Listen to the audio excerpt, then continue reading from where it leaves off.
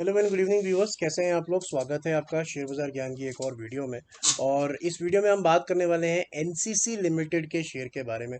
77.65 के ऊपर में क्लोजिंग दिया है शेयर ने, लगभग 1.5% नीचे। और ये दोबारा से मैं ऐसा शेयर लेके आया हूँ जहाँ पे बहुत ज़्यादा मूवमेंट नहीं आई है अभी तक, लेकिन अब मोमेंटम गैदर हो रहा है। जैसा मैंने आपको पहले की वीडियोस में भी बताया, अब आपको धीरे धीरे उन शेयर्स की तरफ ध्यान देना है जिन्होंने अभी तक इस रैली में पार्टिसिपेट नहीं किया है, बिकॉज मार्केट्स बहुत एक्सपेंसिव हो चुकी हैं। यहाँ पे वैल्यूएशन ढूंढना ही एक कला है। और वैल्यूएशन अगर आपको मिल भी जाए तो उसके अंदर में मोमेंटम भी होना चाहिए उस वैल्यूएशन में। तो दोनों ही चीज़ें टिक करती हैं ये एनसीसी का शेयर। तो चार्ट्स पे बात करेंगे, साथ ही साथ में कुछ आपको मैं बातें बताऊंगा एनसीसी के बारे में जो आपको पसंद आएंगी as an investor, as a buyer. तो चलिए शुरू करते हैं। सबसे पहले कुछ बातों के बारे में डिस्कशन कर लेते हैं। तो देखिए, एनसीसी का जो अच्छा एक पॉइंट है, आउट ऑफ मेनी पॉइंट जो मुझे अच्छे लग रहे हैं, इनका जो अर्निंग पर शेयर है। जब भी आपको किसी शेयर के अंदर में निवेश करना हो, खरीदना हो, तो ईपीएस बहुत इंपॉर्टेंट हो जाता है। Earning per share, earning per share क्या होता है? अर्निंग पर शेयर का मतलब ये होता है कि कंपनी अपने शेयर होल्डर्स को कितनी वैल्यू क्रिएट करके देती है। तो अगर हम एनसीसी का अर्निंग पर शेयर का ग्रोथ देखेंगे, तो उनका जो अर्निंग पर शेयर है एक साल के अंदर में 5.77 से 9.23 हो गया है, जो कि एक 60% का गेन है। So definitely it is a very good stock अगर आपको वैल्यू क्रिएट करनी है। कंपनी अपने शेयर होल्डर्स को वैल्यू क्रिएट, वेल्थ क्रिएट करके दे रही है। ये हो गई पहली बात।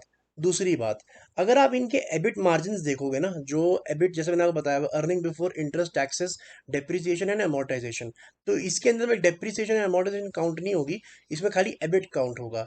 एबिट मार्जिन्स अगर आप देखोगे तो फ्लैट है, सारा चेंजेस नहीं है, लेकिन रेवेन्यू का ग्रोथ अच्छा है। लगभग 38% का रेवेन्यू का ग्रोथ है। और ये है रेवेन्यू का ग्रोथ का चार्ट। आप देख सकते हो कि डिप जरूर आया था एनसीसी के अंदर में साल 2020 और 2021 के बीच में, लेकिन अब दोबारा से इसने अपने प्री कोविड लेवल्स के रेवेन्यू को टॉप कर दिया है, पार कर दिया है। तो रेवेन्यू अच्छे हैं, अर्निंग पर शेयर अच्छा है। साथ ही साथ में एक इनसाइडर न्यूज़ ये है कि जो इनके सीएफओ है और VP of finance and accounts है, उन्होंने खुद पर्सनली लगभग 8.25 लाख रुपए के शेयर्स खरीदे हैं एनसीसी के 69.11 के दाम पे। तो आप ये समझ सकते हो कि अगर कोई जो खुद एक मैनेजमेंट पोजीशन के अंदर में है, पर्सोनल, अगर वो अपनी कंपनी के खुद ही शेयर्स खरीद रहे हैं तो उनको कितना कॉन्फिडेंस होगा कंपनी के अंदर में। जैसा मैंने आपको बताया, ये स्टॉक अभी तक चला नहीं है। अब हम चार्ट्स पे जाने वाले हैं और चार्ट्स पे डिस्कशन करने वाले हैं। चार्ट्स पे डिस्कस करने से पहले मेरी आपसे एक रिक्वेस्ट है, अगर आपने मेरे चैनल को सब्सक्राइब नहीं किया है तो चैनल को प्लीज़ सब्सक्राइब कर लीजिए, ताकि रोज़ आने वाली वीडियोस आपको लगातार मिलती रहे। अब हम चार्ट्स पे चलेंगे, तो चार्ट्स पे दोनों ही चार्ट्स, डेली और वीकली, दोनों ही बहुत सॉलिड लग रहे हैं मेरे को। पहले मैं आपके साथ में डेली चार्ट पे डिस्कशन करना चाहता हूँ, वीकली पे उसके बाद आएंगे। अगर हम 2-3 दिन की बात करें, 2-3 दिन के अंदर में काफ़ी अच्छा मूव एनसीसी ने दे दिया है। 72 से लगभग 77 जा चुका है।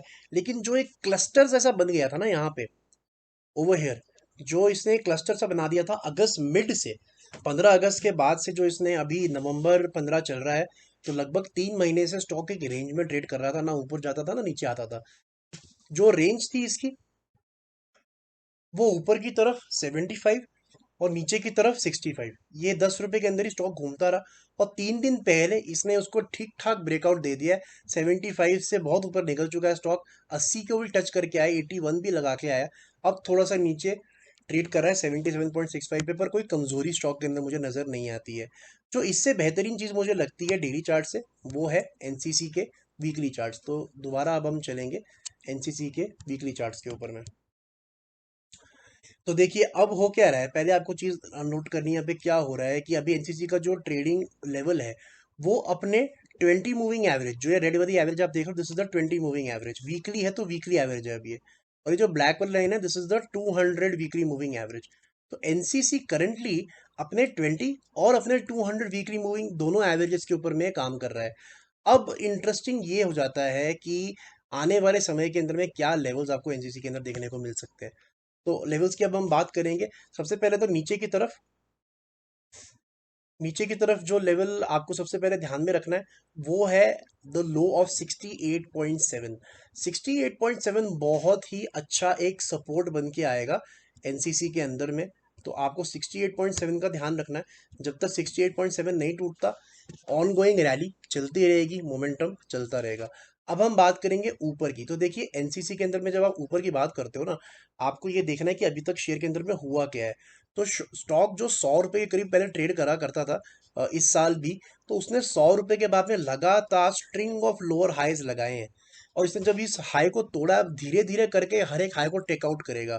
70 रुपए का जब इसने हाई निकाल दिया, अब अगला जो टारगेट है इसका वो है 80 रुपए। और 80 रुपए निकालने के बाद में डायरेक्ट आपको टारगेट मिलेगा 85 रुपीज का। 85 क्रॉस करने के बाद में सीधा कोई रुकावट नहीं है 100 से पहले। तो 85 एंड 100, 100 थोड़ा सा लॉन्ग टर्म टारगेट है, 3-4 महीने आपको देने चाहिए इसके अंदर में, लेकिन 85 मुझे लगता है काफ़ी जल्दी आ जाएगा, ज़्यादा टाइम नहीं लगाएगा 85 आने में।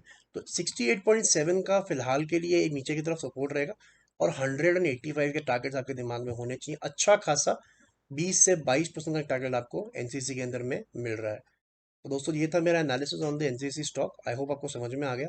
कोई सवाल है आपका तो आप कमेंट सेक्शन में डाल सकते हैं। मैं मिलूंगा आपसे अपनी अगली वीडियो में, तब तक आप अपना ख्याल रखें and all the best guys.